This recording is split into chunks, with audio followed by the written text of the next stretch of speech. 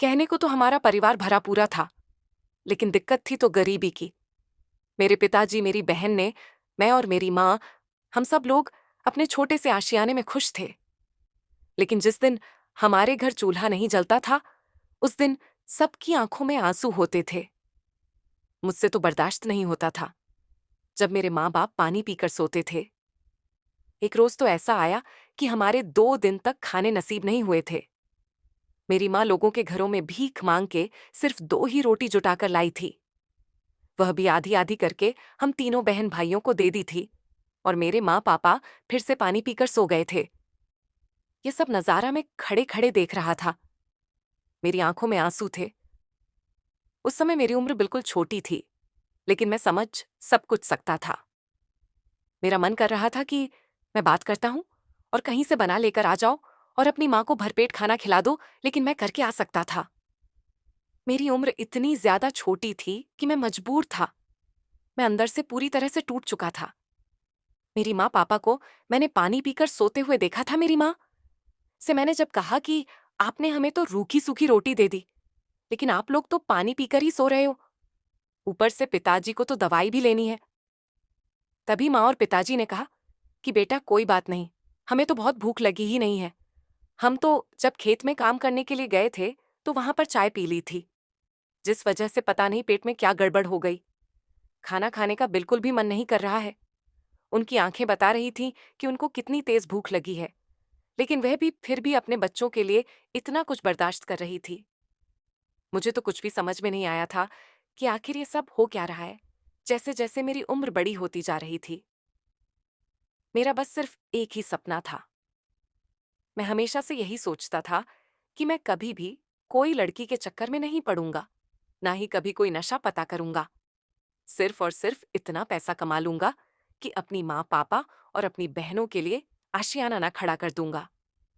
उन्हें हर तरह की सुख सुविधा दूंगा, कभी भी उनकी आंखों में नहीं आने दूंगा, क्योंकि उनके दुख के दिन मैंने अपनी आंखों से देखे थे। किस तरह उन्होंने अपना जीवन यापन किया था। वहीं पर आस पड़ोस के लोग दिवाली होली पर मिठाइयां घर में लेकर आते थे, लेकिन हमारे घर में तो सिर्फ बतासे आते थे। वह भी सिर्फ एक एक ही नसीब होते थे। इतने गरीबी के दिन देखने के बाद तो हर इंसान खुद को बदलना ही जाएगा, और यही सब चाह मेरी भी थी। मैं भी खुद को बदलना चाहता था, लेकिन आखिर कैसे लगी रे। धीरे जैसे समय होता गया, मैं बड़ा होता गया और काम की तलाश करने लगा। लेकिन मेरी जिंदगी में आगे की ठोकरें खानी तो अभी बाकी ही थी। बचपन के दुखों के साथ साथ मुझे जमाने के दुख भी झेलने ही थी। इसीलिए मैं क्या कर सकता था। अभी तो मेरी जिंदगी में बहुत बड़े बड़े तूफान आने वाले थे। दरअसल मेरा नाम रमेश है। मैं अपनी बेरोजगारी से बड़ा ही परेशान था और जगह जगह नौकरी ढूंढ ढूंढ कर थक चुका था। एक जगह मेरा इंटरव्यू था, लेकिन मुझे वहां भी नौकरी नहीं मिली थी। मैं वहां से आ गया था। गर्मी बहुत तेज थी। सर उठाकर मैंने आसमान की तरफ देखा तो धूप छिड़छिड़ाती हुई आंखों में लग रही थी। मेरी आंखें नहीं खुल रही थीं। माथे पर आ रहा पसीना मैंने साफ किया और गहरी सांस ली। आसपास देखने लगा। आज तो सूरज भी आग उगल रहा है। ऐसा लग रहा है जैसे सूरज भी आज मुझे आजमा रहा है। पहले जो धक्के अपनी जिंदगी से तंग आकर मैं खा रहा था, वही मेरे लिए बहुत थे कि आज इन गर्मी ने भी मेरा दिमाग खराब कर दिया। मैं अपने हाथ में पड़ी हुई फाइल को अपने सर पर रखकर खुद पर छाव बनाने की तलाश करने लगा। कम से कम कुछ देर के लिए खड़ा होकर अपने शरीर को ठंडक ही पहुंचा। लो, सड़क किनारे में तेज तेज कदम उठाता हुआ चलता जा रहा था। तभी अचानक मुझे एक पेड़ नजर आया। मैं उस पेड़ के नीचे आकर खड़ा हो गया। पूरी सड़क पर चारों तरफ धूल फैली हुई थी। इस पेड़ की छांव में खड़े होकर मुझे कुछ सुकून मिल रहा था। अपने बैग से पानी की बोतल निकालकर जैसे ही पानी पीने के लिए मुंह लगाया तो पानी भी खत्म हो चुका था। पानी की एक बूंद भी बोतल के अंदर मौजूद नहीं थी। प्यास की वजह से मेरा बुरा हाल हो चुका था। दूर दूर तक कहीं भी मुझे नल नजर नहीं आ रहा था। प्यास से गला सूखा जा रहा था। हर कोई अपने अपने कामों में बिजी था। एक में ही था जो बेरोजगार और खोटा भाग्य लेकर पैदा हुआ था। बचपन से लेकर जवानी तक पहुंचते पहुंचते मैंने बहुत सारी सबक सीख लिए थे। पानी की खाली बोतल लेकर मैं आसपास नजर दौड़ाने लगा कि कहीं से पानी का अरेंजमेंट हो जाए। लेकिन मुझे कहीं भी पानी नजर नहीं आ रहा था। अगर कहीं कोई नजदीक जाता तो मैं इस बोतल को ही भर लेता। अभी मैं आसपास देख ही रहा था कि अचानक मुझे महसूस हुआ जैसे मेरे पास कोई खड़ा है। तभी किसी ने मेरे आगे हाथ बढ़ा दिया। मैं कंफ्यूज हो रहा था। मैंने जैसे ही उस हाथ की तरफ देखा तो उस हाथ में ठंडे पानी की बोतल थी। वह हाथ मेरी तरफ बढ़ रहा था। वह बिल्कुल गोरा दूध जैसा सफेद हाथ था। उसमें सोने की एक अंगूठी और चमकीली चमकीली चूड़ियां। मैंने इस हाथ से नजरें जब सामने की तरफ उठाकर उस इंसान के चेहरे पर डाली तो मैं चौंक गया था। वह एक औरत थी जिसने गुलाबी रंग की साड़ी पहनी हुई थी। वह औरत बहुत ज्यादा खूबसूरत थी। उसकी उम्र तो 30 साल लग रही थी, लेकिन इतनी उम्र होने के बावजूद भी मैं उसका शरीर ऐसा था जैसे किसी भी इस 25 साल की लड़की का होता है। उसने अपने आप को बहुत फिट बनाकर रखा हुआ था। उसकी आंखों पर एक अजीब सी चमक थी और चेहरे पर मुस्कुराहट आई हुई थी। उसने हाई फाई मेकअप कर रखा था। कहने लगी, यह लो पानी पी लो, तुम्हें प्यास लग रही है ना। मैं वहां दूर से खड़ी हुई तुम्हें काफी देर से देख रही हूं। तुम मुझे कुछ परेशान नजर आ रहे हो, जैसे तुम्हारी हालत है। तुम्हारी हालत को देखकर लगता है कि तुम बहुत ज्यादा ही परेशान होकर आ रहे हो। मैं भी ठंडे पानी की बोतल को पकड़ा और वहीं पर खड़े होकर पानी पीने लगा, क्योंकि अब मैं भी ज्यादा देर पानी के बिना नहीं रह सकता था। मुझे बहुत तेज प्यास लग रही थी। एक ही सांस में पानी खत्म कर चुका था। मैंने वह बोतल उस औरत को वापस कर दी। वो इतनी ज्यादा खूबसूरत थी कि आसपास के काफी सारे मर्द उसे घूर घूर कर देख रहे थे। वह एक बड़ी सी गाड़ी में आई हुई थी। देखने में काफी अमीर लग रही थी। उसका गेटअप बता रहा था कि वह बहुत अमीर और अच्छे परिवार से बिलोंग करती है। मैंने उस औरत को थैंक यू कहा और उन्हें बताया कि मैं यहाँ पर पास में ही अपने जॉब इंटरव्यू के लिए आया था। काफी टाइम से जॉब ढूंढ रहा हूँ, लेकिन जॉब नहीं मिल रही है। मैं हिंदुस्तान के कई बेरोजगार लड़कों में से ही एक हूँ। काफी जगह पर नौकरी के लिए इंटरव्यू दे चुका हूँ, लेकिन हर बार मेरी किस्मत मुझे सिर्फ अंगूठा ही दिखा देती है। जानता हूँ कि हर जगह सोर्स नौकरी मिल पाती है, लेकिन मेरी सोच लगाने वाला तो कोई भी नहीं है। मैं इतना पढ़ा लिखा होने का भी कोई फायदा नहीं है। फिलहाल आपका थैंक यू। मैंने इस औरत को एक दो बार फिर से थैंक यू कहा और जल्द से जल्द में अपने घर जाना चाहता था, क्योंकि घर जाकर मुझे अपनी बीमार माँ और जवान बहन के लिए खाने के लिए सब्जी वगैरह भी लेकर जानी थी। मैं यहाँ से खाना पकाने के लिए कुछ लेकर जाता, तभी हमारे घर में मुझे बना हुआ खाना मिलना था, क्योंकि एक में ही था जिसके ऊपर घर की सारी जिम्मेदारी थी। इसलिए मैं अपना यहाँ पर टाइम वेस्ट नहीं कर सकता था। इस औरत को शुक्रिया अदा करने में वहां से तेज कदम उठाते हुए उस औरत के पास से निकलकर अपने घर की तरफ जाने लगा था। पैसे बचाने के चक्कर में मैं ज्यादा से ज्यादा पैदल चला जाता था, क्योंकि रिक्शा में भी पैसे ही दिए जाते हैं। कोई हमें फ्री में तो घर तक नहीं छोड़ सकता, और यहाँ मेरे पास पैसों की बहुत ज्यादा कमी। बहुत सोच समझ कर चलना पड़ता था। अभी मैं भीड़ भाड़ वाली जगह से निकलकर आगे बढ़ाई था कि मुझे लगा जैसे कोई मेरा पीछा कर रहा है। मैंने जैसे ही पीछे मुड़कर देखा तो वही गुलाबी साड़ी वाली औरत मेरा पीछा करते हुए आ रही थी। वह मुस्कुराते हुए एक बार फिर मेरी तरफ देखने लगी थी। मैं कुछ समझ नहीं पाया था। मैंने सोचा, हो सकता है इस औरत का घर भी इसी रास्ते पर हो, लेकिन वह पैदल क्यों आ रही थी। यही बात सोचते हुए मैं चल रहा था कि वो मेरे बराबर में आकर मेरे कदम से कदम मिलाकर चलने लगे, तो एक सेकंड के लिए मैं रुक गया था। मेरी रुकने पर वह भी रुक गई और फिर स्टाइल बनाकर खड़ी हो गई और लगातार मुझे देखने लगी। इस औरत की हरकतें मुझे बहुत अजीब लग रही थीं। मुझे तो वह कोई मेंटल सी लगने लगी थी, लेकिन इतनी खूबसूरत और भला मेरा पीछा क्यों कर रही थी। फिलहाल मेरी खुददारी मेरे बीच में आ गई थी और मैं इस औरत की चालाकी को अच्छे से समझता था। मैंने गौर कर उसे देखा और कहने लगा कि क्या बात है मैडम, आप मेरा पीछा क्यों करती हुई आ रही हो। मैंने आपको थैंक यू बोल दिया ना, अब आपको पानी के भी पैसे देने पड़ेंगे। वह मेरे ये शब्द सुनकर मुस्कुराने लगी थी। इस टाइम उसने अपने पर थे एक एनवेल अपने काला और मेरे हाथ पर रख दिया। वह कागज की थैली दे शॉक्ड रह गया था, क्योंकि इस एनवलप के अंदर और ये औरत इसे मुझे क्यों दे रही थी। मैंने खोलकर देखा तो मुझे अचानक ही झटका लग गया था। उसमें तो बहुत सारे पैसे मौजूद थे जिनको मैं गिन तो नहीं सकता था, लेकिन इतना आइडिया हो चुका था कि वह लाखों रुपए थे। मेरे तो हाथ कांपने लगे थे। इधर मेरी जेब में सिर्फ 200 रुपये थे और वह औरत कह रही थी कि यह 5 लाख है, ये पैसे तुम्हारे भी हो सकते हैं, मैं इन पैसों को तुम्हें दे दूंगी, क्या तुम इन 5 लाख के मालिक बनना चाहोगे? इस औरत की बात सुनकर मैं तो बड़ा हैरान रह गया था। आखिर वह किस काम के लिए मुझे 5 लाख दे रही थी? मैंने सवाल किया कि आप ये 5 लाख मुझे क्यों देना चाहती हो? मैं तो आपको जानता भी नहीं हूं, आपकी मेरी तो कोई जान पहचान भी नहीं है और ना ही मैंने आपका कोई काम किया है। फिर आखिर आप मुझे इतनी ढेर सारे पैसे देने के लिए क्यों तैयार हो गई? आप मुझे ये पैसे क्यों देना चाहती हो? मैडम, क्या आप मुझे बेवकूफ बना रही हो? वह औरत मुझे घूर कर देखते हुए कहने लगी, मैं तुम्हें एक बात बताना चाहती हूँ, लेकिन यहां पर नहीं, हम दोनों आगे कहीं बैठकर तसल्ली के साथ बातचीत करते हैं। वह औरत मेरे आगे आगे चल रही थी और मैं उसके पीछे पीछे था। उसके कदम से कदम मिलाकर चला रहा था। मेरे दिल में तो जैसे खुशी उमड़ पड़ी थी। ये औरत 5 लाख मुझे देने वाली थी। मैं तो 5 लाख के लिए कुछ भी करने को तैयार था। आखिर 5 लाख कोई छोटी रकम तो नहीं होती। कम से कम मुझसे से गरीब के लिए तो ये पैसे कम नहीं थे। इन 5 लाख से तो मैं अपना कोई कारोबार भी कर सकता था। मेरे दिमाग में काफी सारे ख्याल आने लगे। वह औरत चलते चलते मुझे एक होटल में ले आई। यहां पर अंदर आने के बाद हम दोनों एक दूसरे की तरफ मुंह करके बैठ गए।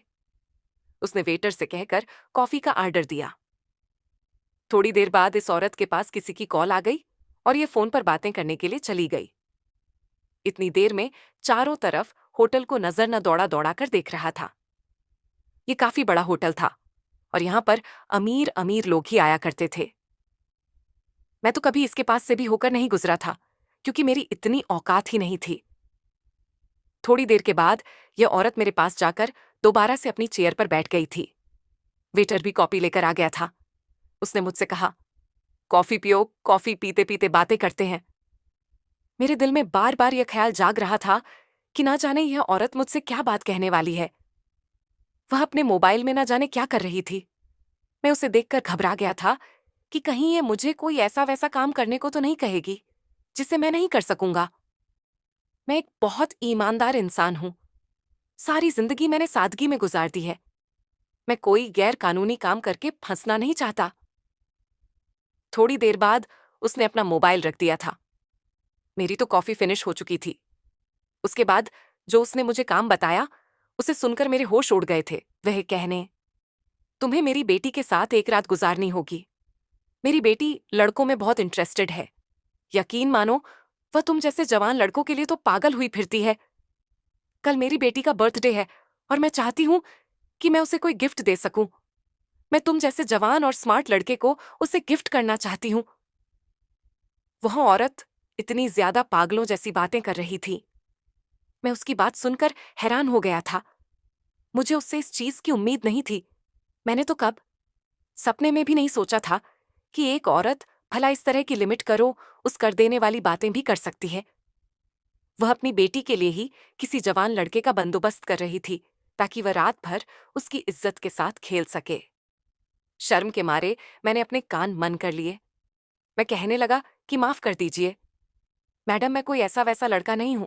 भले ही मैं बेरोजगार हूं, गरीब हूं, मगर मैं कभी भी ऐसा घिनौना काम करने के लिए तैयार नहीं हो सकता।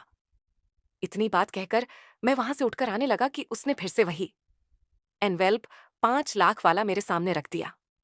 उसने एनुअल अब से 5 लाख निकाल कर लहराए ऑन पर्सों को वह मुझे दिखाने की कोशिश कर रही थी। उसकी इस हरकत ने तो मुझे मजबूर कर दिया था कि मैं भी तो अपनी आने वाली जिंदगी को संवारना चाहता था। और मुझे दूर दूर तक उम्मीद थी कि कहीं से भी मेरे पास पैसों का बंदोबस्त नहीं हो सकता। कि मेरे पास एक गोल्डन चांस था जिसे मैं एक्सेप्ट कर लेता तो शायद मेरी जिंदगी बदल जाती। मैंने उस औरत को देखा जो पैसे हाथ में हिला हिलाकर अपनी अदाएं दिखा रही थी। वह मुझसे कहने लगी, सोच लो, इसमें तुम्हारा ही फायदा है। एक रात की ही तो बात है और सिर्फ एक रात की तुम्हारी तकदीर बदल सकती है। मुझे तो तुम जरूरतमंद लगे, इसीलिए मैंने सोचा कि मैं तुम्हारी मदद कर देती हूं, वरना मेरी बेटी को तो लड़कों की कोई कमी नहीं है। सिर्फ एक रात गुजारने से तुम्हें इतने पैसे मिल रहे हैं। फिर इसमें परेशानी वाली बात क्या है? या फिर तुम इस काबिल ही नहीं हो कि तुम किसी लड़की के साथ रात गुजार को यह बात कहकर वह खामोश हो गई और मुस्कुराने लगी, जबकि मैं बहुत ज्यादा शर्मिंदा हुआ था। मैं सोच रहा था कि क्या करूं, लेकिन आखिर में मैंने यही विचार किया कि क्यों ना मैं उस लड़के के साथ एक रात गुजार ही लूं। अगर यह काम करने में मुझे इतने पैसे मिल रहे हैं तो मुझे पीछे नहीं हटना चाहिए। बात तो सिर्फ एक रात की ही है। मुझे अपनी बहन और माँ का चेहरा दिखाई देने लगा। मुझे उन्हें जिंदगी भर तरसाना नहीं थी, लेकिन मुझे नहीं लगता कि ऐसे में उन्हें ऐस दे सकूंगा। इसलिए मैंने उसके 5 लाख रुपये एक्सेप्ट कर लिए और उसके साथ उसकी हवेली चली गई। उसकी हवेली काफी अच्छी थी और काफी मजेदार भी थी। वह सीधा मुझे अपनी बेटी के कमरे में ले गई और वहां पर जाकर मुझे अच्छे कपड़े पहनकर बैठा दिया। थोड़ी ही देर बाद उसकी बेटी वहां पर आ गई। उनकी बेटी देखने में ठीक ठाक थी, लेकिन मेरे को तो बस क्या था, मुझे तो सिर्फ एक रात गुजार ली थी और बदले में मुझे 5 लाख रुपए मिल रहे थे। उन पैसों से तो मैंने ये सपने भी देख लिए थे कि एक अच्छा सा मकान ले लूंगा और मैं और दीदी के लिए भी कोई अच्छे अच्छे चीजें लेकर रख लूंगा और अपना छोटा मोटा कारोबार शुरू कर लूंगा। यही सब सो मैं उस लड़की के साथ रात बिताने के लिए कमरा बंद कर दिया। थोड़ी ही देर बाद मैं सीखते हुए बाहर आया, क्योंकि उस लड़की ने मेरा प्राइवेट का पार्ट काट दिया था। तभी वह मालकिन भी वहां पर भाग खड़ी हुई और वह मेरी तरफ बड़ी ही आश्चर्य से देखती रही। वह कुछ बोल ही नहीं रही थी। मैंने उससे कहा कि मैं दर्द के मारे चिल्ला रहा हूं, प्लीज मुझे बचाइए। तभी उसने एम्बुलेंस बुलाई और मुझे हॉस्पिटल में भर्ती करवा दिया। डॉक्टर भी शायद इन लोगों के साथ मिला हुआ था। डॉक्टर ने मेरे प्राइवेट पार्ट के ऊपर पट्टी की और काफी मरहम वगैरह लगाई ताकि मुझे राहत मिली। अब मुझे मेरे घर पर भेज दिया गया। घर पर आने के बाद जब सब लोगों को यह बात पता चली तो मेरी काफी बेइज्जती भी हुई, लेकिन मैं आज तक समझ नहीं पाया कि आखिर ऐसा क्या था। तभी एक रोज जब मैं पूरी तरह से ठीक हो गया तो मैंने उस औरत से बात करने की कोशिश की और कहा कि ये सब क्या है, आपकी बेटी को ऐसी क्या लत लग गई है। तभी उन्होंने कहा कि मेरी बेटी एक लड़के से बहुत प्यार करती थी, लेकिन वह लड़का उसे हर रात नोचता था, यहां तक कि उसके प्राइवेट पार्ट में चाकू से निशान भी कर दिए थे।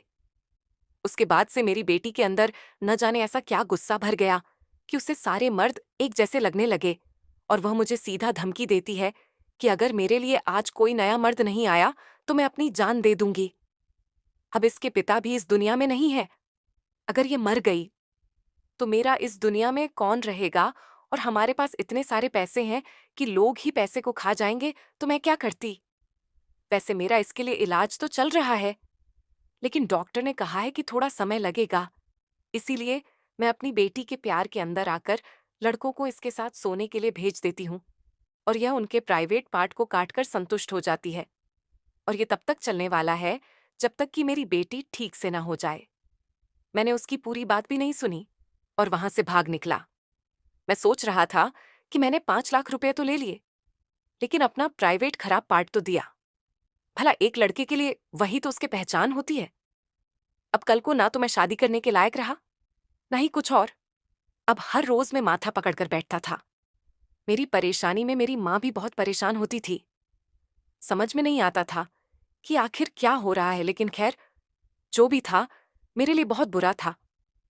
ये बात मैं किसी को बता भी नहीं सकता था, क्योंकि उस मालकिन के पास इतनी ज्यादा पैसे थे कि अगर मैं पुलिस में जाता तो भी वह पुलिस को खरीद लेती। इसीलिए मैं दब कर रह गया और हर रोज बस इसी चीज का अफसोस करने लगा कि मैं क्यों उस औरत से मिला। धन्यवाद।